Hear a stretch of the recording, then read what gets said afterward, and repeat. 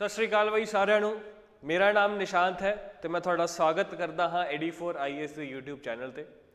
जिदा कि तुहानू सारिਆਂ ਨੂੰ पता ही है, असी एक revision batch free revision batch start किया हुआ है YouTube पर PCS एग्जीक्यूटिव ब्रांच के एग्जाम वास्ते, विच इज़ एक्सपैक्टेड इन मार्च अप्रैल के नेड़े। एक्सपैक्टेड है, कुछ पता नहीं, हले कोई नोटिस नहीं आया। मार्च अप्रैल 2023 एक्सपैक्टेड है उदों आंदा, तो वो वास्ते एक रिवीजन बैच आप स्टार्ट किया हुआ है।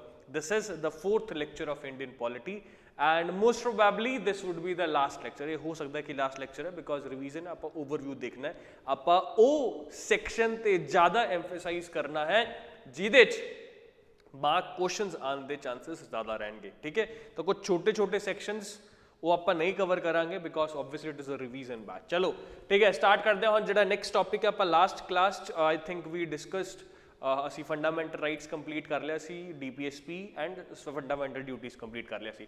हुण आप president and governor, president and governor articles मैं याद नहीं करवाऊंगा, that is totally your responsibility. मैं कुछ इहो जी चीज़ां सामने रखूँगा जिहड़ी नॉर्मली तुहानूं बुक्स च नहीं मिलणगियां, बट वो उस पिक्टोग्राफिक फॉर्म च मैं तुहाडे सामने रखूँगा। President governor both are considered as the executive head, है ना, that is nominal executive head.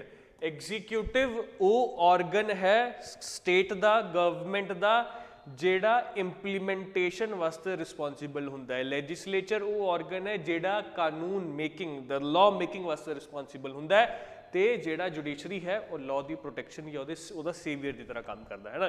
तो ये जेड़ा प्रेजिडेंट गवर्नर है, they are both are considered as the nominal, नाम दे executive head, nominal executive head, because इन्ना कोल कोई खास ज़्यादा पावर्स नहीं होंदियां। प्रेजिडेंट की जब मैं गल करूँगा तो that is on union level, है ना, सेंटर के लेवल ते nominal executive head, governor state के लेवल ते नॉमिनल एग्जीक्यूटिव हेड। चलो हुण देखते हैं प्रेजिडेंट गवर्नर का इलैक्शन किवें हुंदा है। इहदे मैं इलैक्शन और अपॉइंटमेंट लिख रहा हाँ, द रीजन हुणे 5 मिनट पता लगूगा। देखो, जे मैं प्रेजिडेंट के इलैक्शन की गल करूँगा तो प्रेजिडेंट एक इलैक्टोरल कॉलेज हुंदा है। प्रेजिडेंट के इलैक्शन वास्ते एक इलैक्टोरल कॉलेज हुंदा है। इस इलैक्टोरल कॉलेज का मतलब यह है कि वो लोगों का ग्रुप जिहड़े प्रेजिडेंट के इलैक्शन पार्टिसिपेट करेंगे, तो लोक सभा, राज्य सभा एंड स्टेट लैजिस्लेटिव असैंबली, लोक सभा, राज्य सभा ते विधान सभा दे elected members, only and only elected members participate करेंगे। ठीक है, क्योंकि पहला लोक सभा ते state legislative assembly, Vidhan Sabha च पहला नॉमिनेटेड मैंबर्स भी होंदे सीगे, जिदा लोक सभा च 2 नॉमिनेटेड मैंबर्स होंदे सीगे एंग्लो इंडियंस, वो हटा दिते जा चुके हैं। स्टेट लैजिस्लेटिव असैंबली च एक एंग्लो इंडियन मैंबर होंदा सीगा, वो भी अमेंडमेंट के थ्रू हटा दिता, 104th अमेंडमेंट के थ्रू हटा दिता गया है। हुण राज्य सभा च सिर्फ 12 नॉमिनेटेड मैंबर्स होंदे है, तो वो नॉमिनेटेड मैंबर्स नूं छड्ड के जिहड़े इलैक्टेड है, जिहड़े लोकां ने इलैक्ट कीते हैं, वो सिर्फ इहदे च इलैक्टेड मैंबर्स पार्टिसिपेट करेंगे। गवर्नर दी जे मैं गल करा, governor is appointed, governor is appointed by the centre, है ना, जिहड़ा सेंटर दी सरकार है वो गवर्नर नू अपॉइंट करती है, या आप तुसीं इहदा कह सकते हो, देखो सेंटर नहीं exact word, but exact word is by president. ठीक है, मैं इत्थे लिख रहा, the governor is appointed by president, but the interesting fact is that in president works on the aid and advice of council of ministers. वाह क्या बात है। ठीक है, तो प्रेसिडेंट जिहड़ा हैगा है ओहो काउंसिल ऑफ मिनिस्टर्स, है ना, prime minister which is headed by prime minister, दे थल्ले बाकी सारे जिहड़े मंत्री है उन्हां दी एडवाइस ते उन्हां दी एड ते प्रेसिडेंट काम करदा। तो आप इनडायरैक्टली आप ये कह सकते हैं कि the governor is appointed by the centre. ठीक है, सो इस तरीके नाल प्रेसिडेंट दे गवर्नर देखो अपॉइंटमेंट, इसी करके सिर्फ गवर्नर वास्ते मैं अपॉइंटमेंट लिखा। जिहड़ा इलैक्शन है वो इलैक्टोरल कॉलेज, जिहड़ा प्रेसिडेंट इलैक्टोरल कॉलेज है। प्रेसिडेंट 1-2 पॉइंट्स होर मैं मैंशन करना चाहूँगा, ये जिहड़े इलैक्शन होंदे है वो इनडायरैक्ट इलैक्शन होंदे है। इनडायरैक्ट इलैक्शन का मतलब ये है, एक हुंदा है डायरैक्ट इलैक्शन। डायरैक्ट इलैक्शन आपां लोकी किसी अपने रिप्रैजेंटेटिव नूं, आपां लोकी किसी रिप्रैजेंटेटिव नूं आपां जदों चूज कर रहे हैं, ठीक है, वो की होगा डायरैक्ट इलैक्शन।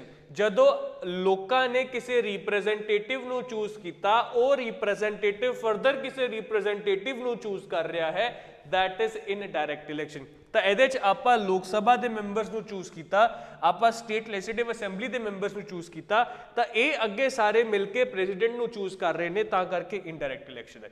ਇਹਦੇ 'ਚ ਤੀਜਾ ਪੁਆਇੰਟ ਜਿਹੜਾ ਆਪਾਂ ਪ੍ਰੈਜ਼ੀਡੈਂਟ 'ਚ ਯਾਦ ਰੱਖਣਾ ਹੈ ਉਹ ਇਹ ਯਾਦ ਰੱਖਣਾ ਹੈ ਕਿ ਜਿਹੜਾ ਟਾਈਪ ਆਫ ਇਲੈਕਸ਼ਨ ਹੈ ਉਹ ਕਿੱਦਾਂ ਹੋਊਗਾ। ਟਾਈਪ ਆਫ ਇਲੈਕਸ਼ਨ ਜਿਹੜਾ ਹੋਊਗਾ that would be proportional representation through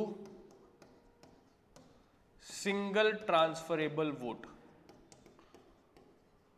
ठीक है, proportional representation through single transferable vote system। ਇਹਦਾ ਮਤਲਬ ਕੀ ਹੈ, बहुत लंबा मतलब मैं ਇਹਦੇ 'ਚ नहीं जाऊँगा, है ना, ਜਦੋਂ ਤੁਸੀਂ ਕਿਸੇ ਪੜ੍ਹਿਆ ਹੋਊਗਾ ਤਾਂ that would be very simple, ਬਸ ਤੁਹਾਨੂੰ ਇਹ ਲਾਈਨ ਯਾਦ ਰੱਖਣੀ ਹੈ, proportional representation through single transferable vote, ठीक है। ਇਹਦੇ ਡਿਟੇਲ 'ਚ ਮੈਂ नहीं जाऊँगा ज़्यादा। चलो ਕੁਆਲੀਫਿਕੇਸ਼ਨਸ ਦੀ ਜੇ ਮੈਂ ਗੱਲ ਕਰਾਂ, ਕੁਆਲੀਫਿਕੇਸ਼ਨ ਜੇ ਮੈਂ ਸਪੈਸੀਫਿਕਲੀ ਪ੍ਰੈਜ਼ੀਡੈਂਟ ਦੇ ਕੁਆਲੀਫਿਕੇਸ਼ਨ ਦੀ ਗੱਲ ਕਰਾਂ ਤਾਂ ਏਜ ਜਿਹੜੀ ਮੈਨੂੰ ਚਾਹੀਦੀ ਹੈ that is minimum 35 years of age, minimum 35 years of age ਮੈਨੂੰ ਚਾਹੀਦੀ ਹੈ ਇਹਦੇ 'ਚ, ਠੀਕ ਹੈ। The person, the president should be citizen of India, the president who would be chosen should be the president of India, ठीक है। ਇਹਨੂੰ ਜਿਹੜੀ oath ਦਿਲਾਣਗੇ ਉਹ ਕੌਣ ਦਿਲਾਊਗਾ, chief justice of India oath ਦਿਲਵਾਊਗਾ ਇਹਨੂੰ, ਠੀਕ ਹੈ, ਪ੍ਰੈਜ਼ੀਡੈਂਟ ਸਾਹਿਬ ਨੂੰ oath ਦਿਲਾਊਗਾ। ਤੇ ਇਹਦੇ 'ਚ ਇੱਕ ਚੀਜ਼ ਹੋਰ ਸੀਗੀ that is ਪ੍ਰੈਜ਼ੀਡੈਂਟ ਜਿਹੜਾ ਮੈਂਬਰ ਕੈਂਡੀਡੇਟ ਹੋਊਗਾ ਪ੍ਰੈਜ਼ੀਡੈਂਟ ਦਾ, ਪ੍ਰੈਜ਼ੀਡੈਂਟ ਬਣਨ ਦਾ, ਉਹਦੀ ਮਿਨੀਮਮ ਕੁਆਲੀਫਿਕੇਸ਼ਨ ਇਸ ਤਰੀਕੇ ਦੀ ਹੋਣੀ ਚਾਹੀਦੀ ਹੈ ਕਿ ਉਹ ਇੱਕ ਲੋਕ ਸਭਾ ਦਾ ਮੈਂਬਰ ਬਣ ਸਕੇ। ਉਹਦੀ ਮਿਨੀਮਮ ਕੁਆਲੀਫਿਕੇਸ਼ਨ ਇਸ ਤਰੀਕੇ ਦੀ ਹੋਣੀ ਚਾਹੀਦੀ ਹੈ ਕਿ ਉਹ ਲੋਕ ਸਭਾ ਦਾ ਮੈਂਬਰ ਬਣ ਸਕੇ। ਤਾਂ 35 years of age, he should be citizen, ਉਹਨੂੰ oath ਕੌਣ ਦਿਲਾਊਗਾ, chief justice of India, and minimum qualification as per ਦਾ ਲੋਕ ਸਭਾ ਮੈਂਬਰ। ਇਹਦੇ 'ਚ ਜੇ ਮੈਂ ਗਵਰਨਰ ਦੀ ਗੱਲ ਕਰੂੰਗਾ ਤਾਂ age wood B same, 35 years ਦੀ ਏਜ ਹੋਣੀ ਚਾਹੀਦੀ ਹੈ। he or she should be the citizen of India, ਉਹਨੂੰ oath ਕੌਣ ਦਿਲਾਊਗਾ, ਚੀਫ ਜਸਟਿਸ ਆਫ ਦਾ ਰਿਸਪੈਕਟਿਵ ਹਾਈ ਕੋਰਟ, ਜਿਹੜੇ ਸਟੇਟ ਦੇ ਉਹ ਗਵਰਨਰ ਬਣ ਰਹੇ ਨੇ ਉਸ ਸਟੇਟ ਦੇ ਹਾਈ ਕੋਰਟ ਦੇ ਚੀਫ ਜਸਟਿਸ ਜੋ ਹੋਣਗੇ ਉਹ ਉਹਨਾਂ ਨੂੰ oath ਦਿਲਾਣਗੇ, ਠੀਕ ਹੈ। ਇਹਦੇ 'ਚ ਇੱਦਾਂ ਦਾ ਕੋਈ ਸਿਸਟਮ ਨਹੀਂ ਕਿ ਮਿਨੀਮਮ ਕੁਆਲੀਫਿਕੇਸ਼ਨ, ਇਸ ਤਰੀਕੇ ਦਾ ਗਵਰਨਰ ਵਾਸਤੇ ਕੋਈ ਵੀ ਸਿਸਟਮ ਨਹੀਂ ਹੈ, ਠੀਕ ਹੈ। Now coming on to next page ਇਹਦੇ ਮੈਂਸ਼ਨ ਹੈ ਪਾਵਰਸ। ਦੇਖੋ ਜੇ ਮੈਂ ਪਾਵਰਸ ਦੀ ਗੱਲ ਕਰੂੰਗਾ ਇਹਦੇ 'ਚ ਮੈਂ ਕੁਝ ਵੀਟੋ ਪਾਵਰਸ ਦੀ ਵੀ ਗੱਲ ਕਰ ਸਕਦੇ ਹਾਂ, ਠੀਕ ਹੈ। ਤਾਂ ਇੱਕ ਨੋਰਮਲੀ ਜੇ ਮੈਂ ਪ੍ਰੈਜ਼ੀਡੈਂਟ ਦੀ ਗੱਲ ਕਰਾਂ ਤਾਂ ਪ੍ਰੈਜ਼ੀਡੈਂਟ ਕੋਲ ਲੈਜਿਸਲੇਟਿਵ ਪਾਵਰਸ ਹੁੰਦੀਆਂ, ਕੁਝ ਲੈਜਿਸਲੇਟਿਵ ਪਾਵਰਸ ਹੁੰਦੀਆਂ ਪ੍ਰੈਜ਼ੀਡੈਂਟ ਕੋਲ ਵੀ ਤੇ ਉਧਰ ਆਪਣੇ ਗਵਰਨਰ ਕੋਲ ਵੀ। ਕੁਝ ਲੈਜਿਸਲੇਟਿਵ ਪਾਵਰਸ ਜਿਵੇਂ ਕਿ ਡਿਸੋਲੂਸ਼ਨ, ਜਦੋਂ ਕਿਸੇ ਹਾਊਸ ਦੇ ਜਿੱਦਾਂ ਲੋਕ ਸਭਾ ਦੇ, ਵਿਧਾਨ ਸਭਾ ਦੇ ਜਦੋਂ 5 ਸਾਲ ਪੂਰੇ ਹੋ ਜਾਂਦੇ ਹੈ ਤਾਂ 5 ਸਾਲ ਪੂਰੇ ਹੋਣ ਤੋਂ ਬਾਅਦ ਡਿਸੋਲੂਸ਼ਨ ਕੌਣ ਕਰਦਾ ਹੈ, ਪ੍ਰੈਜ਼ੀਡੈਂਟ ਤੇ ਗਵਰਨਰ, ਠੀਕ ਹੈ। ਪ੍ਰੋਰੋਗੇਸ਼ਨ ਕੀ ਹੁੰਦਾ ਹੈ, ਪ੍ਰੋਰੋਗੇਸ਼ਨ ਹੁੰਦਾ ਹੈ ਕਿ ਮੰਨ ਲਓ ਇੱਕ ਬਜਟ ਸੈਸ਼ਨ ਖਤਮ ਹੋ ਗਿਆ, ਵਿੰਟਰ ਸੈਸ਼ਨ ਖਤਮ ਹੋ ਗਿਆ, ਜਦੋਂ ਵੀ ਸੈਸ਼ਨ ਖਤਮ ਹੁੰਦਾ ਹੈ, ਆਪਣਾ ਮੌਨਸੂਨ ਸੈਸ਼ਨ ਖਤਮ ਹੋ ਗਿਆ, ਉਸ ਸੈਸ਼ਨ ਦੀ ਐਂਡਿੰਗ ਨੂੰ ਆਪਾਂ ਪ੍ਰੋਰੋਗੇਸ਼ਨ ਕਹਿੰਦੇ ਆ। ਉਹ ਪ੍ਰੋਰੋਗੇਸ਼ਨ ਕੌਣ ਕਰਦਾ, ਪ੍ਰੈਜ਼ੀਡੈਂਟ ਸਾਹਿਬ ਕਰਦੇ ਆ, ਗਵਰਨਰ ਸਾਹਿਬ ਕਰਦੇ ਆ, ਠੀਕ ਹੈ। ਹੁਣ ਜਿੱਦਾਂ ਪ੍ਰੈਜ਼ੀਡੈਂਟ ਦੀ ਮੈਂ ਗੱਲ ਕਰਾਂ ਤਾਂ ਕੁਝ ਲੈਜਿਸਲੇਟਿਵ ਪਾਵਰ ਦੀ ਹੋਲ ਗੱਲ ਕਰਾਂ ਤਾਂ ਇੰਟਰੋਡਕਸ਼ਨ ਆਫ ਬਿੱਲ, ਜਿੱਦਾਂ ਮਨੀ ਬਿੱਲ ਹੈ ਨਾ, ਜਿੱਦਾਂ ਆਪਣਾ ਇੰਟਰੋਡਕਸ਼ਨ ਆਫ ਦਾ ਬਿੱਲ ਹੁੰਦਾ ਹੈ ਜਿਹਦੇ 'ਚ ਮਨੀ ਬਿੱਲ ਨਹੀਂ, ਜਿਹਦੇ 'ਚ ਪ੍ਰਾਇਰ ਰਿਕਮੈਂਡੇਸ਼ਨ ਚਾਹੀਦੀਆਂ ਹੁੰਦੀਆਂ ਨੇ। ਤਾਂ ਜਿੱਦਾਂ ਆਪਾਂ ਇੱਕ ਗੱਲ ਕਰਦੇ ਹਾਂ ਮਨੀ ਬਿੱਲ ਦੀ, ਹੈ ਨਾ, ਬਜਟ ਵਾਲੇ ਬਿੱਲ ਦੀ, ਮਨੀ ਬਿੱਲ ਹੈ, ਮਨੀ ਬਿੱਲ 'ਚ ਪ੍ਰੈਜ਼ੀਡੈਂਟ ਦੀ ਪ੍ਰਾਇਰ ਰਿਕਮੈਂਡੇਸ਼ਨ ਚਾਹੀਦੀ ਹੁੰਦੀ ਹੈ ਕਿ ਸਰ ਦੇਖੋ ਅਸੀਂ ਇਹ ਬਿੱਲ ਲੈ ਕੇ ਜਾ ਰਹੇ ਹਾਂ। ਆਪਾਂ ਨਾਰਮਲੀ ਕੀ ਹੁੰਦਾ ਪ੍ਰੈਜ਼ੀਡੈਂਟ ਤੋਂ ਬਾਅਦ 'ਚ ਸਾਈਨ ਕਰਾਣੇ ਜਦੋਂ ਬਿੱਲ ਪਾਸ ਹੋ ਜਾਂਦਾ ਹੈ।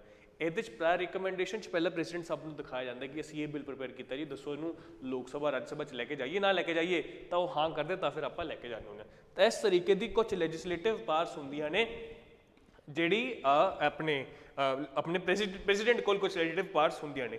ਹੁਣ ਇਸੇ ਤਰੀਕੇ ਦੀ ਪਾਵਰਸ ਡਿਸੋਲੂਸ਼ਨ ਵਾਲੀ, ਪ੍ਰੋਰੋਗੇਸ਼ਨ ਵਾਲੀ, ਇਸ ਤਰੀਕੇ ਦੀ ਕੁਝ ਪਾਵਰਸ ਗਵਰਨਰ ਕੋਲ ਵੀ ਹੁੰਦੀਆਂ ਨੇ। ਪਰ ਜਿਹੜਾ ਇੱਥੇ ਆਪਾਂ ਗੱਲ ਸਮਝਣੀ ਹੈ ਉਹ ਇਹ ਹੈ ਕਿ ਆਪਾਂ ਵੀਟੋ ਪਾਵਰਸ ਕੀ ਹੁੰਦੀਆਂ ਨੇ, ਠੀਕ ਹੈ। ਵੀਟੋ ਪਾਵਰਸ ਪ੍ਰੈਜ਼ੀਡੈਂਟ ਕੋਲ ਜਾਂ ਆਪਾਂ ਗਵਰਨਰ ਕੋਲ ਮੇਨਲੀ ਸਿਮਿਲਰ 3 ਤਰੀਕੇ ਦੀ ਵੀਟੋ ਪਾਵਰਸ ਹੁੰਦੀਆਂ ਨੇ। First of all what are veto powers? Veto powers ਉਹ ਤਰੀਕੇ ਦੀ ਪਾਵਰਸ ਨੇ ਕਿ ਜਿਹਦੇ 'ਚ ਮੰਨ ਲਓ ਪੰਜ ਲੋਕਾਂ ਦਾ ਮੈਂਬਰ ਹੈ ਨਾ, ਮੈਂ ਬੜੇ ਸਿੰਪਲ ਦੇ ਐਗਜ਼ਾਮਪਲ ਸੁਣਾਉਣਾ। ਆਪਾਂ 5 ਮੈਂਬਰ ਹੈਗੇ ਆ, ਆਪਾਂ ਪ੍ਰੋਗਰਾਮ ਬਣਾਇਆ ਕਿ ਯਾਰ ਕਿੱਥੇ ਘੁੰਮਣ ਚੱਲਦੇ ਆ। 4 ਲੋਕਾਂ ਨੇ ਕਿਹਾ ਯਾਰ ਆਪਾਂ ਮਨਾਲੀ ਜਾਵਾਂਗੇ, ਮੈਜੋਰਿਟੀ ਇੱਕ ਬੰਦਾ ਚਾਹੁੰਦਾ ਕਿ ਨਹੀਂ ਯਾਰ ਸ਼ਿਮਲਾ ਜਾਵਾਂਗੇ, ਮੈਜੋਰਿਟੀ ਕਿੱਥੇ ਹੈ, ਮਨਾਲੀ ਜਾਣ ਦੀ। लेकिन वो 5 मैंबर च एक बंदा सब तो वड्डा है ना, ਉਹਦੀ ਏਜ है, ਉਹਦਾ मतलब ਜਿਹੜਾ ग्रुप च डोमीनेशन है वो बहुत ज़्यादा है, ਉਹਦਾ चलती है, मतलब कहना मतलब ये है, तो वो कहेगा कि नहीं शिमला जाना है जी, ਉਹਨੇ ਮੈਜੋਰਿਟੀ ਨੂੰ ਖਤਮ ਕਰਦੇ ਹੋਏ ਆਪਣੀ ਇੱਕ ਨੈਗੇਟਿਵ ਪਾਵਰ ਨੂੰ ਯੂਜ਼ ਕੀਤਾ ਕਿ ਨਹੀਂ। ਫੈਮਿਲੀ 'ਚ ਤੁਸੀਂ ਮੰਨ ਲਓ ਤੁਸੀਂ ਤੁਹਾਡੇ ਭੈਣ ਭਰਾ ਹੈਗੇ, ਤੁਸੀਂ 2 ਭੈਣ ਭਰਾ ਹੈਗੇ ਹੋ, ਮੰਮੀ ਨੇ 4 ਜਣੇ ਹੈਗੇ ਹੋ, ਤੁਸੀਂ 3 ਜਣੇ ਡਿਸਾਈਡ ਕਰ ਲਿਆ ਕਿ ਅਸੀਂ ਘੁੰਮਣ ਜਾਵਾਂਗੇ ਜੀ, ਹੈ ਨਾ। ਪਾਪਾ ਨੇ ਆ ਕੇ ਕਿਹਾ, ਪਾਪਾ ਨੇ ਪੈਟਰਾਰੀਕਲ ਸੋਸਾਇਟੀ ਹੈ, ਪਾਪਾ ਨੇ ਆ ਕੇ ਕਿਹਾ ਕਿ ਨਹੀਂ ਕਿੱਥੇ ਨਹੀਂ ਜਾਣਾ, ਤਾਂ ਪਾਪਾ ਮੈਜੋਰਿਟੀ ਨਾ ਹੁੰਦੇ ਹੋਏ ਵੀ, ਪਾਪਾ ਦੇ ਵੇਲੇ ਤਾਂ ਇੱਕ ਬੰਦਾ ਹੀ ਹੈ, ਇੱਧਰ 3 ਬੰਦੇ ਮੈਜੋਰਿਟੀ ਹੈ, ਪਾਪਾ ਕੋਲ ਮੈਜੋਰਿਟੀ ਨਾ ਹੁੰਦੇ ਵੀ ਉਹਨਾਂ ਨੇ ਇੱਕ ਨੈਗੇਟਿਵ ਪਾਵਰ ਦਾ ਯੂਜ਼ ਕਰ ਲਿਆ, ਵੀਟੋ ਪਾਵਰ, ਇਹਨੂੰ ਵੀਟੋ ਪਾਵਰ ਕਹਿੰਦੇ। ਤਾਂ ਪ੍ਰੈਜ਼ੀਡੈਂਟ ਗਵਰਨਰ ਕੋਲ ਵੀ ਵੀਟੋ ਪਾਵਰ ਹੁੰਦੀ ਹੈ। ਉਹ ਇਸ ਤਰੀਕੇ ਦੀ ਕਿ ਲੈਜਿਸਲੇਟਿਵ ਅਸੈਂਬਲੀ ਹੈ ਜਿਹੜਾ ਲੈਜਿਸਲੇਚਰ ਹੈ ਉਹਨੇ ਡਿਸਾਈਡ ਕਰ ਲਿਆ ਕਿ ਅਸੀਂ ਇਹ ਬਿੱਲ ਪਾਸ ਕਰਨਾ ਹੈ, लेकिन प्रेसिडेंट और गवर्नर अपनी वीटो पावर यूज करके वो बिल पास नहीं करेंगे, ਉਹਦੇ ਉੱਪਰ ਸਾਈਨ नहीं करेंगे। ਜਿਹੜੀ ਵੀਟੋ ਪਾਵਰ ਹੈ ਦੋਨਾਂ ਕੋਲ 3 ਤਰੀਕੇ ਦੀ ਵੀਟੋ ਪਾਵਰ ਹੋਊਗੀ ਜੀ। ਇੱਕ ਹੁੰਦਾ ਹੈ ਐਬਸੋਲੂਟ ਵੀਟੋ, ਇੱਕ ਹੁੰਦਾ ਹੈ ਸਸਪੈਂਸਿਵ ਵੀਟੋ, ਸਸਪੈਂਸਿਵ ਵੀਟੋ, ठीक है। एंड द थर्ड इज आप तुसी कह सकते हो पॉकेट वीटो। एब्सोल्यूट वीटो मैं डायरेक्टली बिल नू ना करता, पॉकेट वीटो ड्रॉर खोली बिल नू उहदे विच पाया, ड्रॉर बंद करती, कोई जवाब नहीं दिता, दैट इज पॉकेट वीटो, है ना।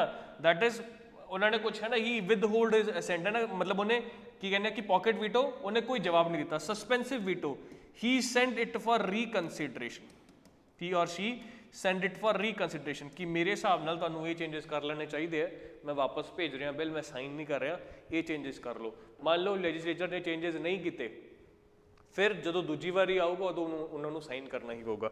ਦੂਜੀ ਵਾਰੀ ਬਿੱਲ ਕਦੇ ਵੀ ਰੀਕਨਸੀਡਰੇਸ਼ਨ ਵਾਸਤੇ ਨਹੀਂ ਭੇਜਿਆ ਜਾ ਸਕਦਾ। ਸਸਪੈਂਸਿਵ ਵੀਟੋ ਇੱਕ ਵਾਰੀ ਯੂਜ਼ ਕੀਤੀ ਜਾ ਸਕਦੀ ਹੈ, ਪॉकेट ਵੀਟੋ ਜੇਬ 'ਚ ਪਾ ਲਿਆ ਭੁੱਲ ਗਏ ਜੀ, ਡਰਾਅਰ ਖੋਲ੍ਹਿਆ ਪਾਇਆ, ਡਰਾਅਰ ਬੰਦ ਕੀਤੀ ਭੁੱਲ ਗਏ, ठीक है। तो absolute veto, suspensive veto and pocket veto, fine. बस गवर्नर को एक एक्स्ट्रा चीज इदा दी है कि गवर्नर कुछ बिल्स नू प्रेजिडेंट नू सेंड कर सकता है, कुछ बिल्स नू प्रेजिडेंट नू सेंड कर सकता है, ये उहदे कोल कुछ अलग जी पावर है। तो कुछ बिल इदा दे भी है जिहड़े गवर्नर कोल जाणगे तो वो गवर्नर दे उपर मैंडेटरी है कि वो प्रेजिडेंट नू भेजने ही पैने आ। बाकी सारे बिल्स गवर्नर की मर्जी है कि वो प्रेजिडेंट नू भेजे ना भेजे, बट कुछ बिल्स इदा दे जिहड़े गवर्नर नू भेजने ही पैने हैं प्रेजिडेंट की रजामंदी वास्ते, प्रेजिडेंट की कंसल्टेशन वास्ते, है ना। तो ये भी कुछ पावर्स होंदियां ने जिहड़ी प्रेजिडेंट कोल गवर्नर कोल। पावर्स का कोई बहुत ज़्यादा फर्क नहीं है, बहुत मिनिमल जा फर्क है, बट फर्क मेन जिहड़ा वो है कि प्रेजिडेंट की जिहड़ी पावर्स लगूगी सेंटर की सरकार के हिसाब नाल, सेंटर गवर्नमेंट के हिसाब नाल, पार्लीमेंट के हिसाब नाल, जिहड़ी गवर्नर की पावर्स होगी वो स्टेट की गवर्नमेंट के हिसाब नाल लगणगियां, ठीक है। चलो हुण रिमूवल की गल कर लैंदे आ। देखो प्रेजिडेंट नू रिमूव करना अपने आप च बहुत वड्डा टास्क है, ठीक है। प्रेजिडेंट नू रिमूव करन वास्ते प्रेजिडेंट नू रिमूव करन वास्ते अपने कोल स्पैशल मेजोरिटी लगती है। सब तो पहला जे मैं प्रेजिडेंट की गल करदा उहदे च मैनूं ग्राउंड्स की चाहिए है, जिहड़ा कॉन्स्टिट्यूशन च ग्राउंड्स मैंशन है, that is violation of the constitution, single ground violation of constitution is the ground for the removal of the president. ਇਹਦੇ ਚ ਆਪਾਂ ਨੂੰ ਮੈਜੋਰਿਟੀ ਕਿਹੜੀ ਚਾਹੀਦੀ ਹੈ?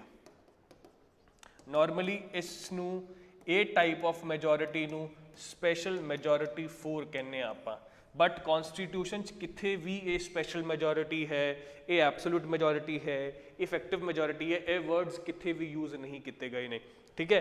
तो स्पैशल मैजोरिटी 4, स्पैशल मैजोरिटी 4 केड़ी होंदी है? Special majority 4 is more than 2/3 of total strength of the house या total strength of each house, of each house. एक केड़े लोक सभा एंड राज्य सभा, मतलब कि जदों प्रेजिडेंट के रिमूवल की गल आऊगी उदों दोनों हाउसिस जॉइंटली नहीं बैठ सकते ने, इन्हां नूं कल्ले नूं ही ये मैजोरिटी तो बिल पास करना पैना है, ठीक है। तो मोर than 2/3 of total strength of each house, लोक सभा एंड राज्य सभा। गवर्नर की गल करूंगा, अपॉइंटमेंट किने की सी भाई, अपॉइंटमेंट की सी अपने प्रेसिडेंट साहब ने, तो उन्हों का रिमूवल भी कौन कर सकता है, प्रेसिडेंट साहब, on the aid and advice of council of minister. Super easy, nothing to remember over here, super easy, ठीक है। तो हाँ, ये एक चीज़ का ध्यान रखना कि ये removal state legislative assembly Vidhan Sabha participate नहीं करती है। प्रेसिडेंट दे रिमूवल च विधान सभा पार्टिसिपेट नहीं करती है, प्रेसिडेंट दे सिर्फ और सिर्फ इलैक्शन च विधान सभा पार्टिसिपेट करती है। फाइन, चलो नेक्स्ट लैजिस्लेचर की गल कर लेने आप, ठीक है। ये बेसिक प्रेसिडेंट गवर्नर वाला पार्ट अपना खत्म होता है। लैजिस्लेचर की गल कर लेने हाँ, लैजिस्लेचर च आप सब तो पहला समझेंगे कि प्रिसाइडिंग ऑफिसर्स कौन होंगे ने, ठीक है। एक पास आप लिख लेने लोक सभा, राज्य सभा, अपना स्टेट लैजिस्लेटिव असैंबली है, तो स्टेट लैजिस्लेटिव काउंसिल, ठीक है। राज्य सभा, लोक सभा, राज्य सभा, state legislative council, presiding officers, ये सब तो उपर होंगे स्पीकर साहब या स्पीकर मैडम, ये नीचे होंगे डिप्यूटी स्पीकर। नीचे नहीं कह सकता हूँ, नीचे नहीं कह सकते आप, बट जेड़ा स्पीकर मान लो एबसेंट है किसी कारण तो, ओदी प्लेस कौन लैंगे, deputy speaker. It does not mean कि deputy speaker is a subordinate to speaker, because deputy speaker only comes in action when the speaker is absent. So it is not a subordinate office, it is a replacement office. Stepney है गड्डी दी कि जेड़ी गड्डी दी जेड़ी stepney है वो tyre छोटा है कि जेड़ा नॉर्मल 4 टायरों तो छोटा है, नहीं छोटा। वो एक्शन च उदों आऊगा जदों एक टायर खराब हो जाऊगा या पंचर हो जाऊगा। उसी तरीके से जो स्पीकर साहब पंचर हो जाएंगे तो डिप्यूटी स्पीकर काम एक्शन जाएंगे। एदा मतलब ये थोड़ी कि डिप्यूटी स्पीकर छोटा हो गया, नहीं। उसी तरीके नाल राज्य सभा चेयरमैन, ठीक है, इत्थे deputy chairman. Fine. State legislative assembly speaker ते डिप्यूटी स्पीकर, इत्थे भी चेयरमैन ते डिप्यूटी चेयरमैन। सॉर्टेड। हुण इन्हां दा इलैक्शन, प्रिसाइडिंग ऑफिसर्स दा इलैक्शन, स्पीकर दा इलैक्शन। स्पीकर नॉर्मली मन्निया जाता है कि ही इज फ्रॉम दिस कह सकते हो तुसी मेजोरिटी पार्टी या आपां जिहड़ी रूलिंग पार्टी है ਉਹਦੇ तो ही स्पीकर। कन्वेंशन है ये ओपोजिशन पार्टी तो होंगे। स्पीकर साहब का इलैक्शन होगा सिंपल मेजोरिटी नाल, सिंपल मेजोरिटी नाल, इन्हां दा भी सिंपल मेजोरिटी नाल ही, ठीक है। चेयरमैन साहब कौन होंगे, vice president of India, vice president of India, ठीक है। Means chairman would not a member, would not be a member of the house, not a member of the house. Speaker साहब simple majority, simple majority, simple majority की हुंदा, more than half of present and voting, more than half of present and voting. बहुत ज़्यादा simple है, जो तुम एक page से किसी चीज़ को लिख लोगे तो बहुत ज़्यादा सिंपल हो जाता है, ठीक है। तो स्पीकर साहब simple majority is not a member, he is the x official member. जेडे वाइस प्रेजिडेंट साहब होंगे वही चेयरमैन होंगे, इन्होंने तुम सिंपल मेजोरिटी लै सकते हो, ठीक है। ये भी सिंपल तो सिंपल मेजोरिटी। हुण इहदे पार्टिसिपेट कौन करूगा, स्पीकर वास्ते सिर्फ लोक सभा पार्टिसिपेट करूगा, डिप्यूटी स्पीकर वास्ते सिर्फ लोक सभा पार्टिसिपेट करूगा। लेकिन ये तो वाइस प्रेसिडेंट साहब ने, इन्हां च तां इलैक्शन डिफरेंट होगा। इन्हां दे वाइस प्रेसिडेंट साहब दे इलैक्शन वास्ते दोनों हाउसेस पार्टिसिपेट करने हैं, है ना, ते रिमूवल वास्ते भी दोनों हाउसेस पार्टिसिपेट करेंगे, ठीक है। तो ये राज्य सभा, विधान सभा, ये भी विधान सभा, ये भी विधान सभा, ते विधान सभा। हुण आपां रिमूवल की गल करते हैं, रेड इज रिमूवल, ठीक है, रेड इज रिमूवल। स्पीकर साहब का रिमूवल होगा इफेक्टिव मैजोरिटी तो, इफेक्टिव मैजोरिटी।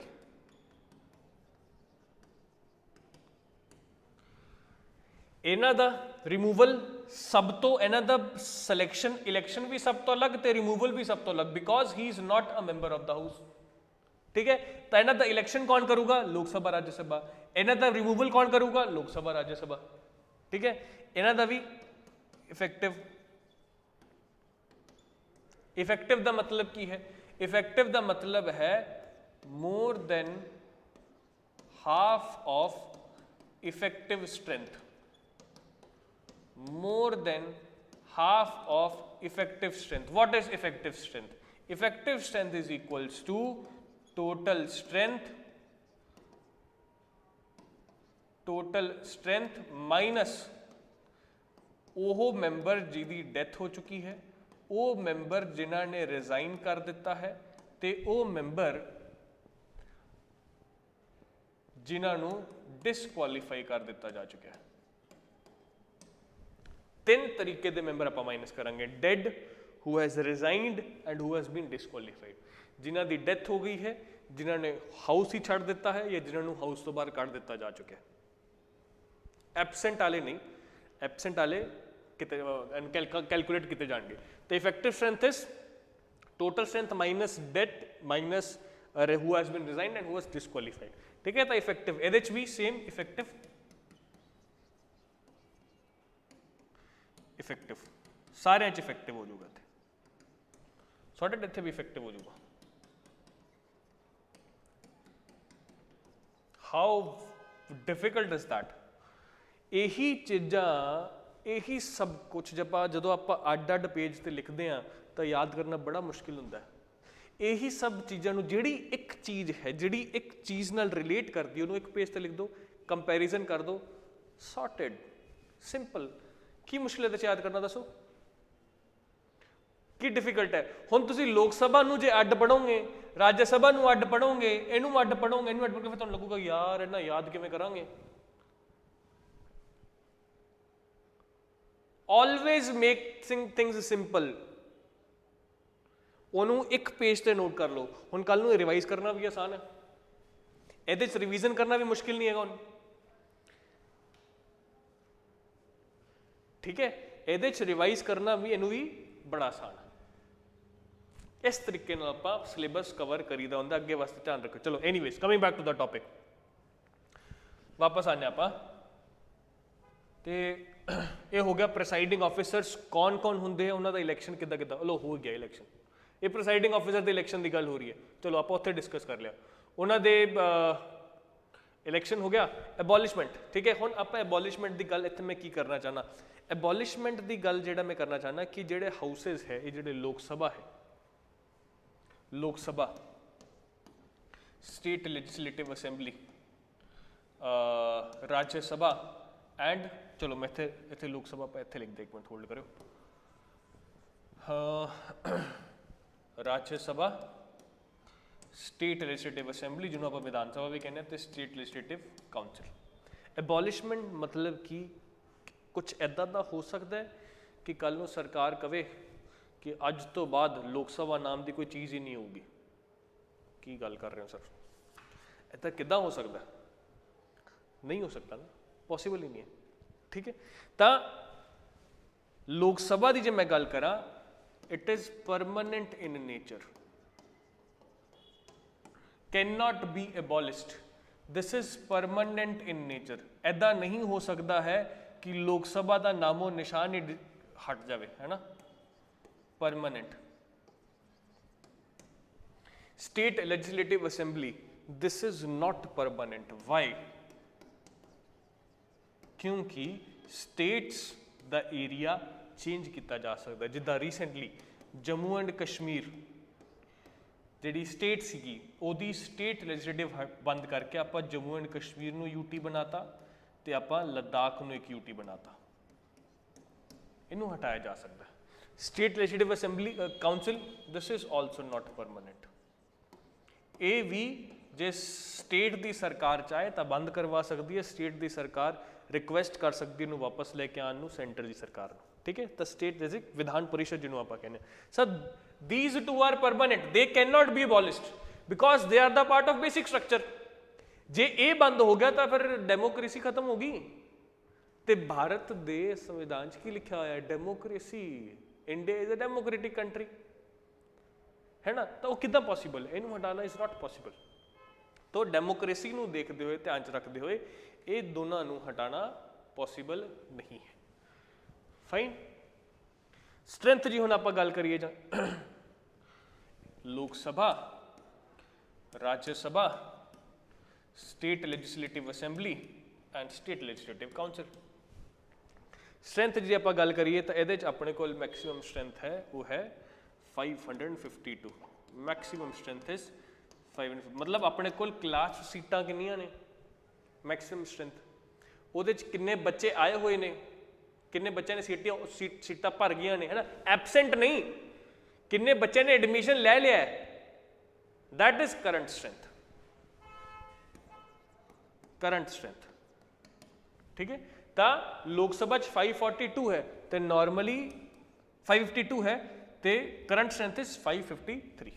ਸੀਟਾਂ ਕਿੰਨੀਆਂ ਨੇ? 552। ਇਲੈਕਟ ਕਿੰਨੇ ਹੋਏ ਨੇ? 543। ਪਹਿਲਾਂ 545 ਸੀਗੇ ਕਿਉਂਕਿ ਦੋ ਐਂਗਲੋ ਇੰਡੀਅਨ ਸੀਗੇ, ਉਹ ਦੋ ਐਂਗਲੋ ਇੰਡੀਅਨਸ ਇੱਥੋਂ ਤੇ ਇੱਕ ਐਂਗਲੋ ਇੰਡੀਅਨ ਇੱਥੋਂ, ਜਿਹੜਾ ਹੂ ਵਾਸ ਨੋਮੀਨੇਟਡ ਬਾਈ ਦਾ ਪ੍ਰੈਜ਼ੀਡੈਂਟ, ਉਹ ਹਟਾ ਦਿੱਤਾ। ਹੁਣ ਐਂਗਲੋ ਇੰਡੀਅਨਸ ਦੀ ਨੋਮੀਨੇਸ਼ਨ ਨਹੀਂ ਹੋਇਆ ਕਰੂਗੀ, ਠੀਕ ਹੈ। 104th ਕੌਂਸਟੀਟਿਊਸ਼ਨ ਅਮੈਂਡਮੈਂਟ 2019 ਦੇ ਹਿਸਾਬ ਨਾਲ।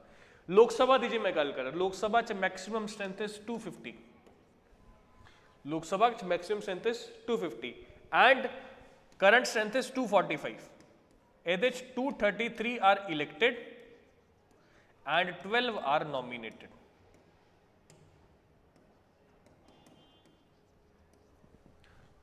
ਸੌਰਟਡ। ਸਟੇਟ ਲੈਜਿਸਲੇਟਿਵ ਅਸੈਂਬਲੀ ਦੀ ਜੇ ਮੈਂ ਗੱਲ ਕਰੂੰਗਾ ਤਾਂ ਸਟੇਟ ਲੈਜਿਸਲੇਟਿਵ ਅਸੈਂਬਲੀ ਦੀ ਰੇਂਜ ਹੈ, ਬਿਕੋਜ਼ ਸਟੇਟ ਦਾ ਏਰੀਆ, ਸਟੇਟ ਦੀ ਪੋਪੂਲੇਸ਼ਨ ਦਾ ਫਰਕ ਹੈ। ਇਹਦੇ 'ਚ minimum is 60 and maximum is 500। ਹਾਂ, ਕੁਝ ਐਕਸੈਪਸ਼ਨ ਹੈ, ਜਿੱਦਾਂ ਸਿੱਕਿਮ ਹੈ, ਸਿੱਕਿਮ ਸਟੇਟ ਹੈ, ਹੁਣ ਇਹਦੇ 'ਚ 60 ਮੈਂਬਰਸ ਵੀ ਨਹੀਂ ਹੋ ਸਕਦੇ ਕਿਉਂਕਿ ਪੋਪੂਲੇਸ਼ਨ ਹੀ ਨਹੀਂ ਹੈ ਨਹੀਂ, ਤਾਂ ਕਰਕੇ ਉਹ ਕੁਝ ਇੱਦਾਂ ਦੀ ਸਟੇਟਸ ਹੈ ਜਿਹੜੀ ਐਕਸੈਪਸ਼ਨ ਹੈ। State legislative council minimum is 40 and maximum is 1/3 of state legislative assembly. Sorted? Minimum is 40 and maximum is 1/3 of the state legislative assembly. This is the strength of the houses. Fine? ठीक है। अच्छा, एबॉलिशमेंट हो गया। Election की गल ਹੁਣ ਇਹਦੇ 'ਚ ਆਪਾਂ ਅੱਛਾ ਗੱਲ ਕਰਨੀ ਸੀ, ਇਹਦੇ 'ਚ ਇਲੈਕਸ਼ਨ ਕੀ ਲੋਕ ਸਭਾ 'ਚ ਇਲੈਕਸ਼ਨ ਕਿੱਦਾਂ ਹੁੰਦੇ ਆ। ਹਾਂ, ਮੇਨ ਗੱਲ ਇੱਥੇ ਇਹ ਸੀਗੀ ਕਿ ਲੋਕ ਸਭਾ 'ਚ ਇਲੈਕਸ਼ਨ ਕਿੱਦਾਂ ਹੁੰਦਾ, ਉਹ ਮੈਂਬਰਸ ਹੈ ਜਿਹੜੇ ਰਾਜ ਸਭਾ ਉਹਦੇ 'ਚ ਕਿੱਦਾਂ ਇਲੈਕਸ਼ਨ ਹੁੰਦੇ ਹੈ, ਸਟੇਟ ਲੈਜਿਸਲੇਟਿਵ ਅਸੈਂਬਲੀ 'ਚ ਕਿੱਦਾਂ ਇਲੈਕਸ਼ਨ ਹੁੰਦੇ ਹੈ, ਸਟੇਟ ਲੈਜਿਸਲੇਟਿਵ ਕਾਉਂਸਲ ਵਿਧਾਨ ਪਰਿਸ਼ਦ ਕਿੱਦਾਂ ਇਲੈਕਸ਼ਨ ਹੁੰਦੇ ਹੈ। ਲੋਕ ਸਭਾ 'ਚ ਇਲੈਕਸ਼ਨ ਹੁੰਦੇ ਹੈ ਡਾਇਰੈਕਟ ਇਲੈਕਸ਼ਨ, ਹੈ ਨਾ।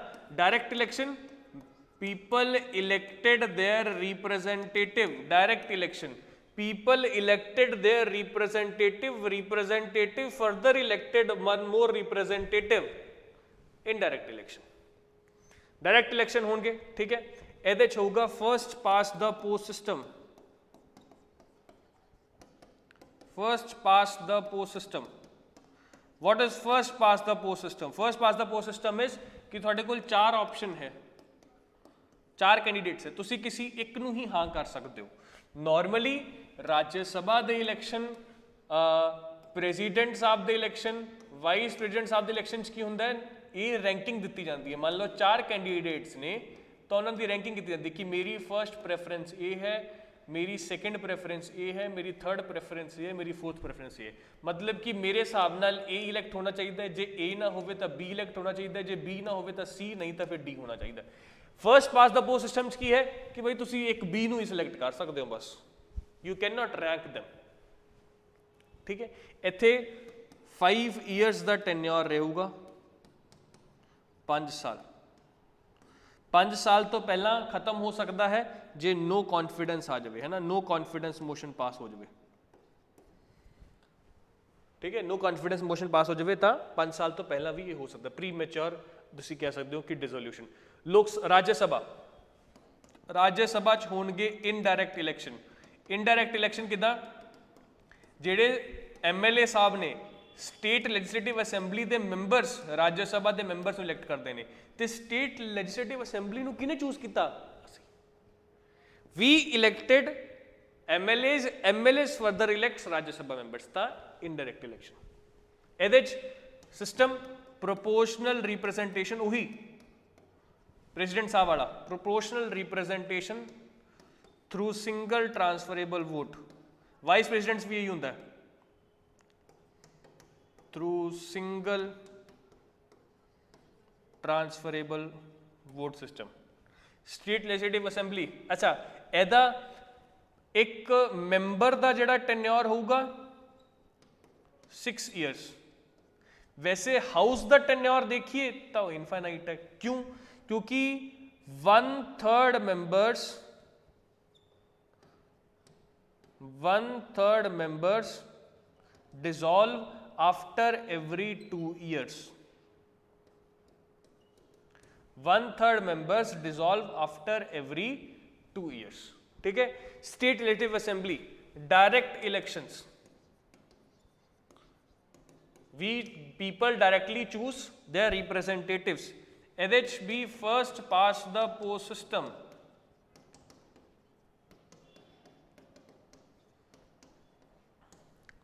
Sorted? The tenure is 5 years। 5 years tenure। Members as well as premature dissolution ਹੋ ਸਕਦਾ ਹੈ, no confidence motion ਚ, emergency ਦੇ ਕੇਸ ਵਿੱਚ। State legislative assembly ਕਿੱਥੇ ਕਿੱਥੇ ਆਪਾਂ direct ਵੀ ਹੁੰਦਾ ਹੈ ਤੇ ਇਨਡਾਇਰੈਕਟ ਵੀ ਹੁੰਦਾ, ਦੋਨੋਂ ਤਰੀਕੇ ਹੀ ਹੈ। ਠੀਕ ਹੈ। ਇਹਦੇ ਜ਼ਿਆਦਾ ਡਿਟੇਲ ਚ ਨਹੀਂ ਜਾਊਂਗਾ ਮੈਂ ਇਹਦਾ। ਠੀਕ ਹੈ। ਇਹ ਸਟੇਟ ਲੈਜਿਸਲੇਟਿਵ ਜਿਹੜੀ ਕਾਊਂਸਲ ਹੈ ਇਹਦੇ ਜ਼ਿਆਦਾ ਡਿਟੇਲ ਚ ਇਸ ਲਈ ਨਹੀਂ ਜਾਣਾ ਚਾਹੁੰਦਾ ਬਿਕੋਜ਼ ਬੜਾ ਹੀ ਕੰਪਲੈਕਸ ਹੈ। ਇਹਦੇ ਚ ਆਪਾਂ ਨੂੰ ਕੁਐਸਚਨ ਆਉਣ ਦੇ ਚਾਂਸਸ ਬਹੁਤ ਘੱਟ ਹੁੰਦੇ ਹੈ, ਬਟ ਅਗੇਨ 6 years ਦਾ ਜਿਹੜਾ ਟੈਨਿਓਰ ਹੁੰਦਾ, ਇਹਦੇ 6 years ਦਾ ਟੈਨਿਓਰ ਹੋਊਗਾ। ਤਾਂ ਡਾਇਰੈਕਟ ਪਲਸ ਇਨਡਾਇਰੈਕਟ ਇਲੈਕਸ਼ਨ ਹੋਣਗੇ। ਤਾਂ ਥੋੜਾ ਕੰਪਲੈਕਸ ਹੈ ਕਿ ਮੰਨ ਲਓ 1/3 ਜਿਹੜੇ ਲੋਕਲ ਬੋਡੀਜ਼ ਹੈ ਉਹ ਇਲੈਕਟ ਕਰਦੀਆਂ ਨੇ, 1/12 members are elected by the teachers, 1/12 of the members are elected by graduates, 1/3 of the members are elected by MLAs and 1/6 by appointment by the अपना president, है ना। ਤਾਂ ਇਹ ਤੇ ਆਪਾਂ ਡਿਟੇਲ ਚ ਨਹੀਂ ਜਾਣਾ ਜ਼ਿਆਦਾ। ਠੀਕ ਹੈ। ਮੇਨਲੀ ਇਹਦੇ ਚੋਂ ਕੁਐਸਚਨ ਆਉਣ ਦੇ ਚਾਂਸਸ ਰਹਿਣਗੇ। ਫਾਈਨ। ਕਿਉਂਕਿ ਪੰਜਾਬ ਦਾ ਐਗਜ਼ਾਮ ਹੈ, ਪੰਜਾਬ ਸਟੇਟ ਲੈਜਿਸਲੇਟਿਵ ਕਾਊਂਸਿਲ ਹੈ ਨਹੀਂ ਵੈਸੇ ਵੀ, ਤਾਂ ਦੇਰ ਆਰ ਵੈਰੀ ਲੈਸ ਚਾਂਸਸ। ठीक है। So this is the main difference in it. Coming on to the next, election हो गया, एबॉलिशमेंट हो गया, स्ट्रेंथ होगी, रिमूवल। ਹੁਣ ਮੈਂਬਰਸ ਦਾ ਰਿਮੂਵਲ ਕਿੱਦਾਂ ਹੋਊਗਾ, how can the members B removed, ਹੈ ਨਾ। ਤਾਂ ਮੈਂਬਰਸ ਦੇ ਰਿਮੂਵਲ ਦੀ ਜੇ ਮੈਂ ਗੱਲ ਕਰਾਂ, ਦੋ ਤਰੀਕੇ ਨਾਲ ਹੋ ਸਕਦੀ ਹੈ। ਜਸਟ ਅ ਮਿੰਟ, ਦੇਖੋ ਬੜਾ ਸਿੰਪਲ ਹੈ ਇਹ ਵੀ। ਮੈਂਬਰਸ ਦੇ ਰਿਮੂਵਲ ਦੀ ਮੈਂ ਗੱਲ ਕਰਾਂ, ਇੱਕ ਰਿਮੂਵਲ ਹੋ ਸਕਦਾ ਹੈ ਕਨਸਟੀਟਿਊਸ਼ਨ ਦੇ ਹਿਸਾਬ ਨਾਲ। ਠੀਕ ਹੈ। ਇੱਕ ਹੁੰਦਾ ਕਾਨੂੰਨ ਦੇ ਹਿਸਾਬ ਨਾਲ। ਕਾਨੂੰਨ ਦੇ ਹਿਸਾਬ ਨਾਲ ਦੇਖੋ, ਕਨਸਟੀਟਿਊਸ਼ਨ ਚ ਪਹਿਲਾਂ ਦੇਖੋ ਇੱਕ ਜਨਰਲ ਰਿਮੂਵਲ ਹੋ ਸਕਦਾ। ਪਹਿਲਾਂ ਇੱਥੇ ਸੁਣ ਲਓ, ਜਨਰਲ ਰਿਮੂਵਲ। ਜੇ ਮੈਂ ਕਰਾਂ ਆਰਟੀਕਲ 101 ਐਂਡ 102 ਦੀ ਗੱਲ, ਆਰਟੀਕਲ 101 ਐਂਡ 102 ਚ MPs ਦੇ ਰਿਮੂਵਲ ਦੀ ਗੱਲ ਕੀਤੀ ਗਈ ਹੈ। ਆਰਟੀਕਲ 191 ਤੇ 192 ਚ, ਹੈ ਨਾ, 190 ਐਂਡ 191 ਚ MLAs ਦੇ ਰਿਮੂਵਲ ਦੀ ਗੱਲ ਕੀਤੀ ਗਈ ਹੈ। ਕਿੱਦਾਂ ਰਿਮੂਵ ਹੋਣਗੇ, ਜਿੱਦਾਂ ਕਿ ਇਹ ਬਾਅਦ 'ਚ ਪਤਾ ਲੱਗਦਾ ਕਿ you are not a citizen, the election commission of India gets to know that you are of unsound mind, ਹੈ ਨਾ, ਤੁਹਾਡਾ ਫਾਈਨੈਂਸ਼ੀਅਲ ਇਨਸੋਲਵੈਂਸੀ ਬਹੁਤ ਜ਼ਿਆਦਾ ਹੈ, ਉਸ ਬੇਸਿਸ 'ਤੇ। ਇੱਕ ਹੁੰਦਾ ਹੈ anti defection, anti defection law which is mentioned in the 10th schedule। It is in 10th schedule। ठीक है। ਇਹਦੇ 'ਚ ਕੀ ਹੋਊਗਾ, it has been added by 52nd Constitutional Amendment Act, 52nd Constitutional Amendment Act। ਇਹਦੇ 'ਚ ਕੀ ਹੋਊਗਾ ਕਿ ਮੰਨ ਲਓ ਕਿਸੇ ਬੰਦੇ ਨੇ ਇਲੈਕਸ਼ਨ ਤੋਂ ਬਾਅਦ, ਕਿਸੇ ਮੈਂਬਰ MLA MP ਨੇ ਇਲੈਕਸ਼ਨ ਤੋਂ ਬਾਅਦ ਆਪਣੀ ਪਾਰਟੀ ਚੇਂਜ ਕੀਤੀ, ਤਾਂ ਉਹ ਐਂਟੀ ਡਿਫੈਕਸ਼ਨ ਦੇ ਅੰਡਰ ਬੁੱਕ ਕੀਤਾ ਜਾਂਦਾ ਹੈ। ਕਿਸੇ ਮੈਂਬਰ ਦੀ ਪਾਰਟੀ ਨੇ ਪਾਰਟੀ ਚਾਹੁੰਦੀ ਸੀਗੀ ਕਿ ਉਹ ਬਿੱਲ 'ਚ ਉਹ ਯੈਸ ਵੋਟ ਕਰੇ, पर वो बंदे ने नो वोट करता, एंटी डिफेक्शन च बुक किया जाऊगा बंदा, ठीक है। तो ये चीज़ है। This is 52nd constitution amendment act 1985। Anti defection के थ्रू भी बंदे को डिसकुआलीफाई किया जा सकता है।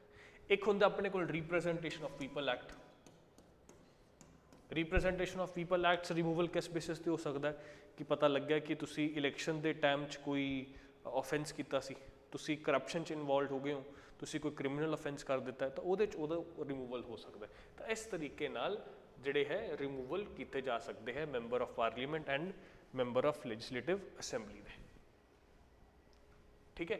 ये चीज़ है। Now coming on to the next, ये पूरा मेन जिहड़ा सीगा आपां कंपैरिजन कर लिया चार houses they which. Types of bills, types of bills की जो मैं गल करा, आप दो बेसिस पे ये डिसाइड कर सकते हैं किस किस तरीके के बिल होंगे। सब तो पहला कि इंट्रोड्यूस कौन करता है। मान लो कैबिनेट दे कोई मैंबर इंट्रोड्यूस करता है, या कोई ऐदा दा मैंबर इंट्रोड्यूस करता है हु इज़ अ मिनिस्टर। होर कौन इंट्रोड्यूस कर सकता है?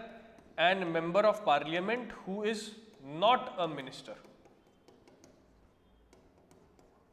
ठीक है। ये तो गवर्नमेंट का पार्ट हो गए। ये कौन है? They are the private members, इन्हों आप प्राइवेट मैंबरस कह दें।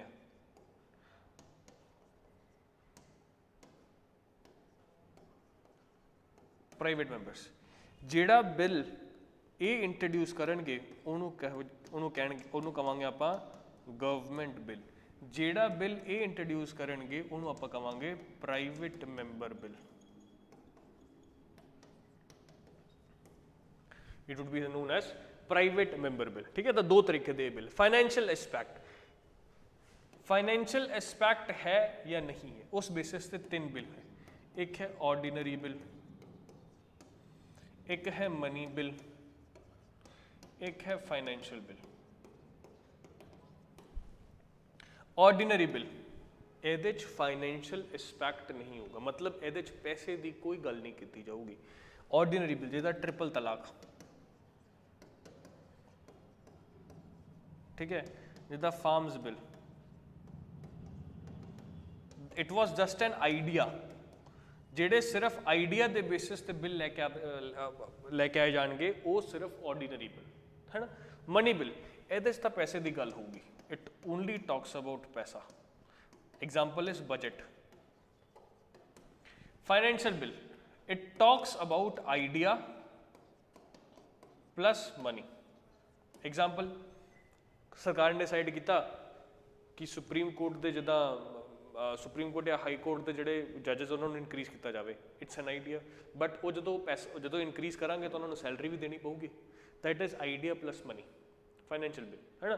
फाइनेंशियल बिल दो तरीके होंगे, financial bill type 1, financial bill by type 2। इन्नी डिटेल च आप नहीं जाना, ठीक है। तो मनी बिल के कुछ आप कर लेने। ऑर्डिनरी बिल तो पता ही है, नॉर्मली बिल कितना पास किया जाता है।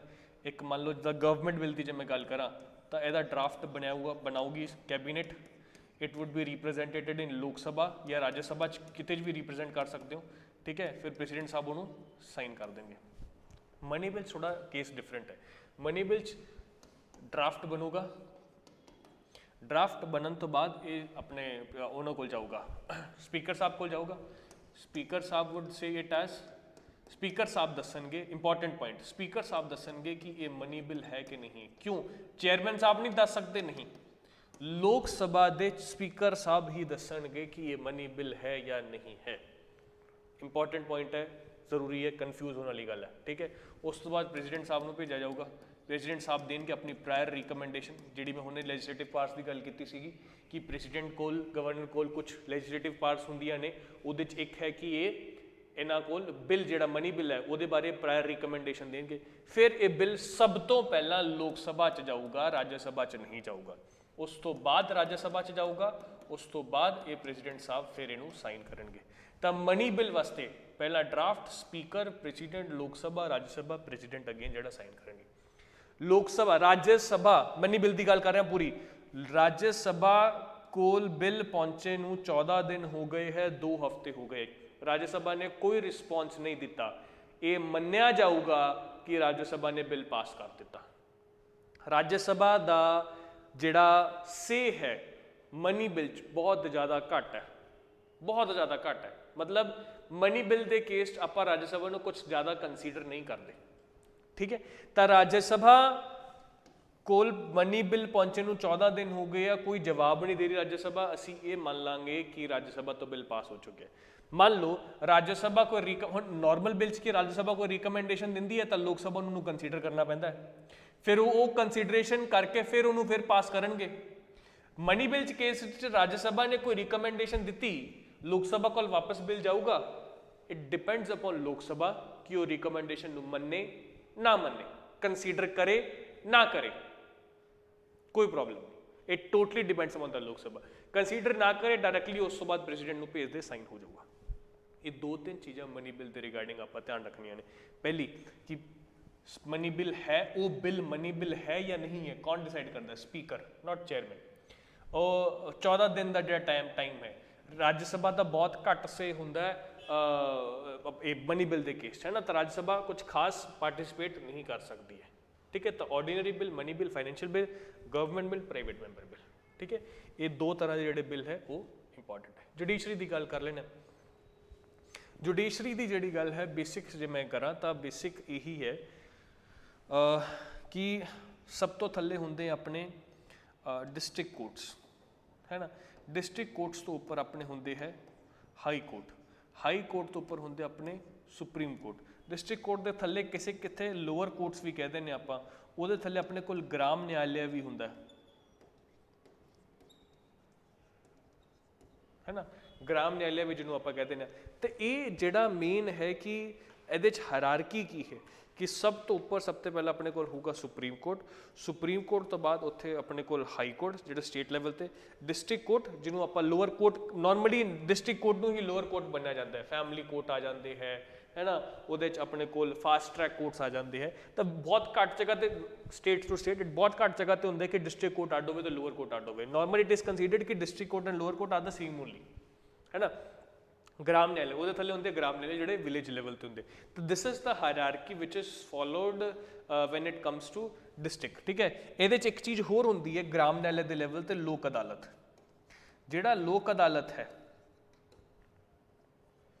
लोक अदालत है जिहड़ा आपां ट्रिब्यूनल कह दिंदे आ, है ना, ट्रिब्यूनल होंगे, ये सब आंदे है ऑल्टरनेट डिस्प्यूट रिड्रेसल के अंडर।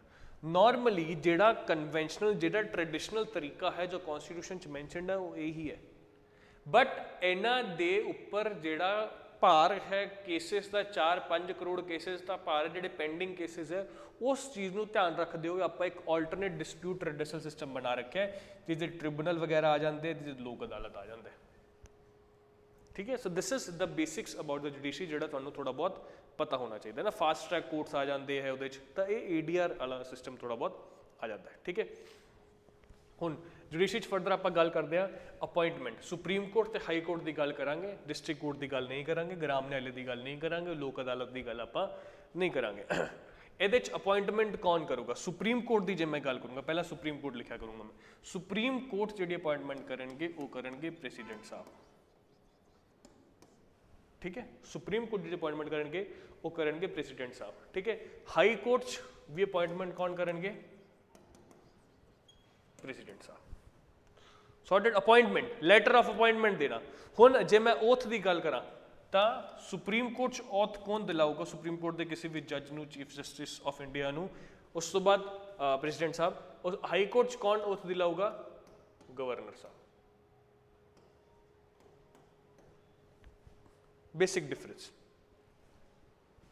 नंबर ऑफ जजेस, supreme court it is considered right now constitution के हिसाब नाल 30+1, है ना, मैक्सिमम 30+1 इट इज 30 जजेस प्लस अपने एक जिहड़ा हैगा वो चीफ जस्टिस ऑफ इंडिया हैगा।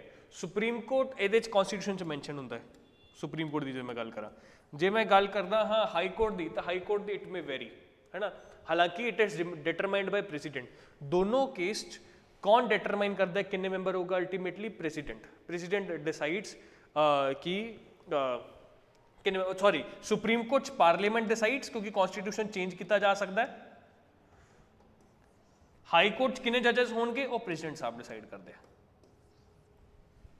ठीक है, क्योंकि हाई कोर्ट के कितने जजेस होंगे वो सुप्रीम कॉन्स्टिट्यूशन च नहीं मैंशनड है।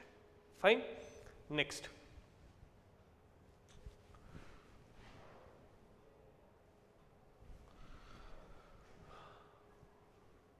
क्वालिफिकेशन।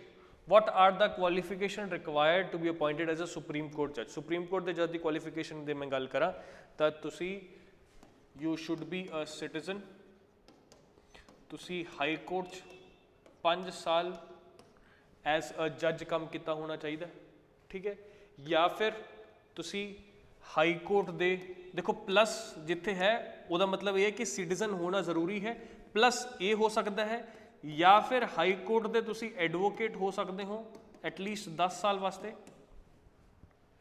ਠੀਕ ਹੈ, ਇਹ ਤਾਂ ਹੋਣਾ ਹੀ ਚਾਹੀਦਾ ਹੈ, ਇਹਨਾਂ ਦੋਨਾਂ ਚੋਂ ਇੱਕ ਹੋ ਸਕਦਾ ਹੈ, ਠੀਕ ਹੈ, ਜਾਂ ਫਿਰ you should be a distinguished jurist, distinguished jurist in the eyes of president, distinguished jurist in the eyes of, in the opinion of president. Fine, next ਜੇ ਮੈਂ ਗੱਲ ਕਰਾਂ ਹਾਈ ਕੋਰਟ ਦੀ ਤਾਂ you should be a citizen of the country plus high court 'ਚ high court ਦੇ ਤੁਸੀਂ as an advocate ਕੰਮ ਕੀਤਾ ਹੋਣਾ ਚਾਹੀਦਾ, high court the advocate for 10 years,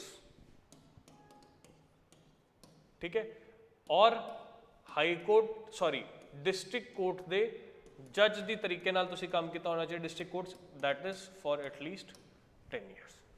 These are the qualifications keeping in view the judiciary. Fine.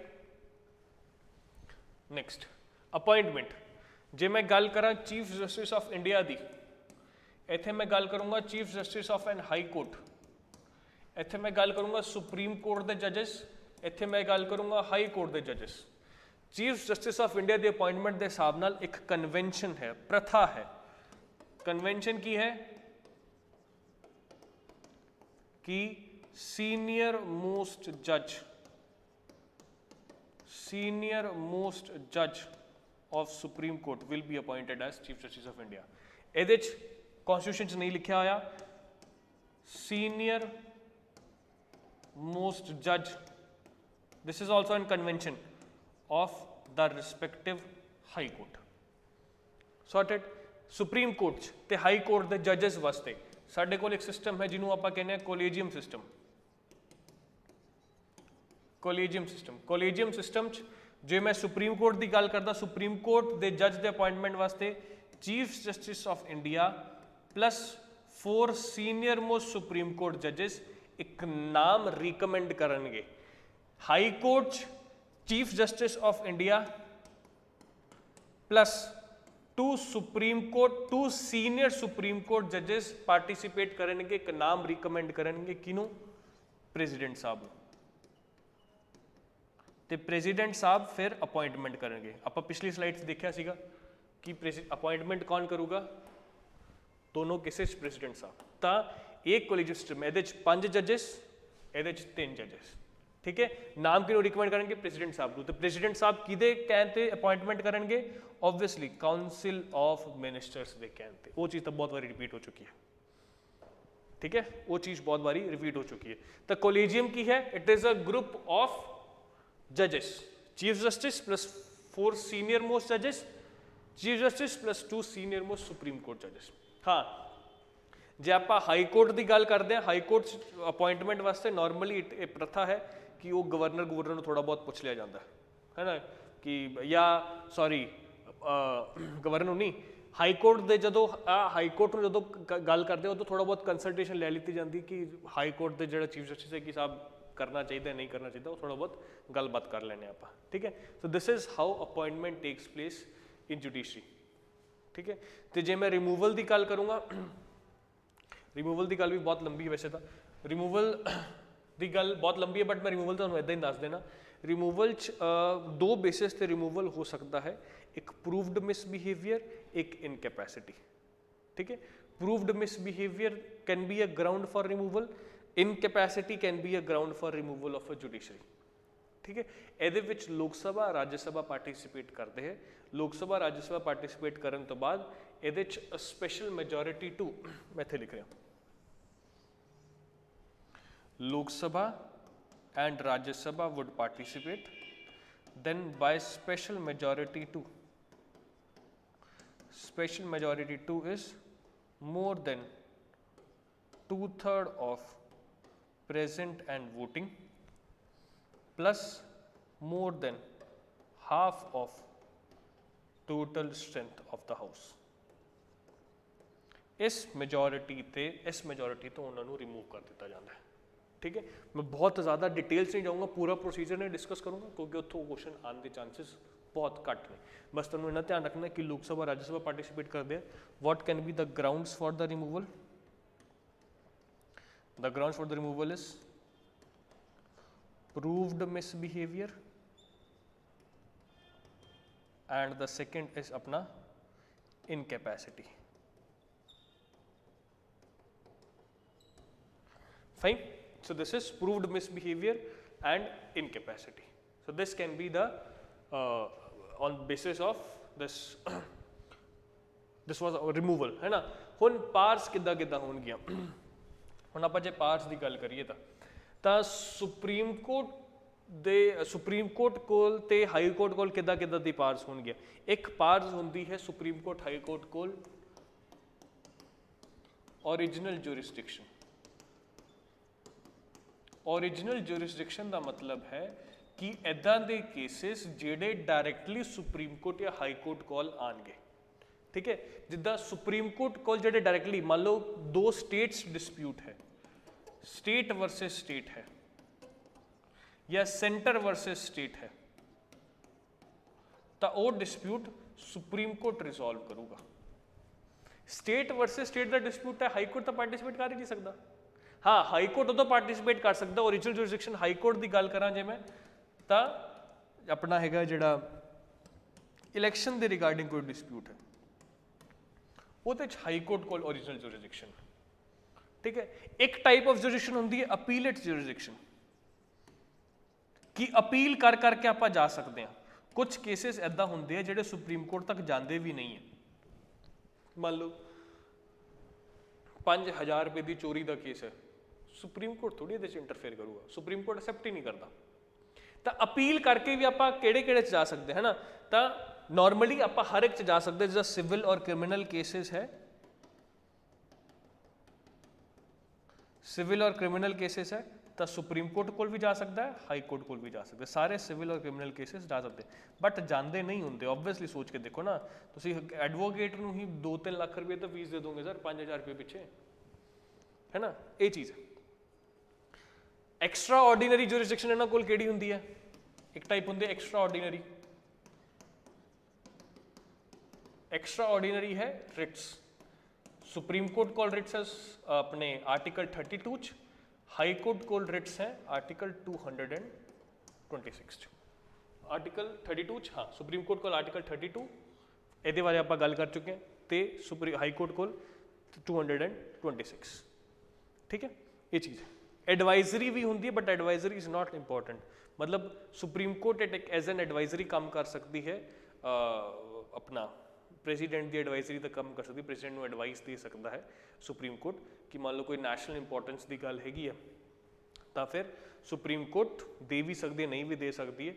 मान लो कोई इदा की ट्रीटी है जी कॉन्स्टिट्यूशन तो पहला हुई है तो जो सुप्रीम कोर्ट एडवाइस दूगा प्रेसिडेंट को कि आप की करना है की नहीं करना चाहिए, तो एडवाइजरी जुरिसडिक्शन भी होंगी है। नॉर्मली अपने वास्ते जी इंपॉर्टेंट है that is original, appellate and extraordinary. Original जी directly supreme court high court को जाऊगी, होर कित्थे नहीं सुनिया जाऊगा वो बारे।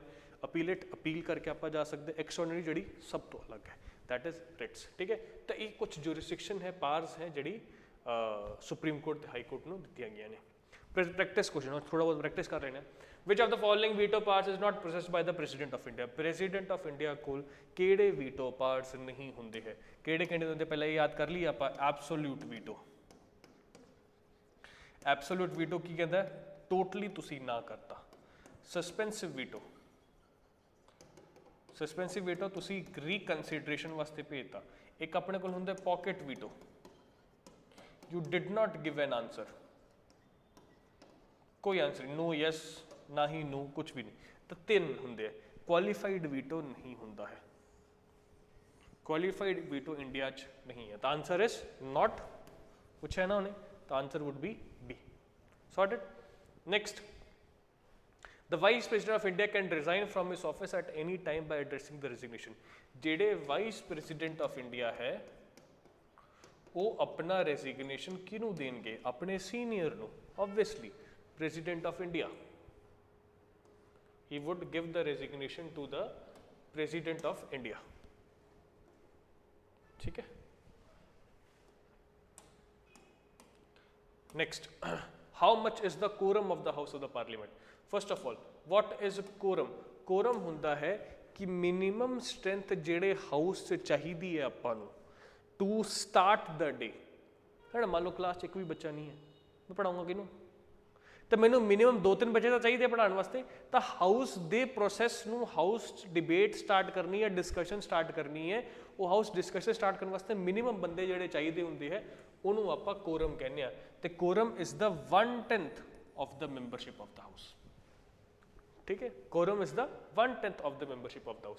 एक क्वेश्चन में जान के इदा दे पाए जिहड़े मैं सिलेबस नहीं कुछ कराया, ताकि तुहानूं क्वेश्चन के थ्रू भी कुछ पार्ट कवर हो जाए, क्योंकि डायरैक्ट क्वेश्चन सीगे, क्वेश्चन के थ्रू जल्दी याद हो जाए। Which among the following decides whether a bill is a money bill? ये तो आप कर ही लिया, the speaker of the Lok सभा। ठीक है, speaker of the Lok Sabha decide whether a bill is a money bill or not.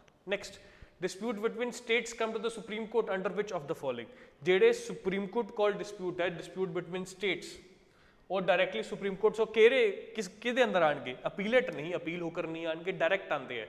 Original jurisdiction is the answer, not appellate। Original jurisdiction, advisory भी नहीं, रिट भी नहीं। ठीक है, ਤਾਂ these are the 5 practice question। ਇੱਥੇ ਆਪਣੀ पॉलिटी ਜਿਹੜਾ मेन पार्ट है पॉलिटी ਦਾ ਉਹ ਇੱਥੇ खत्म होता है। So I wish you best of luck for your exam which would be coming in the March or exam। बाकी सारे subjects आने वाले series च cover होंगे। Fine, so that's all। आप दा ध्यान रखियो। Take care, keep working hard।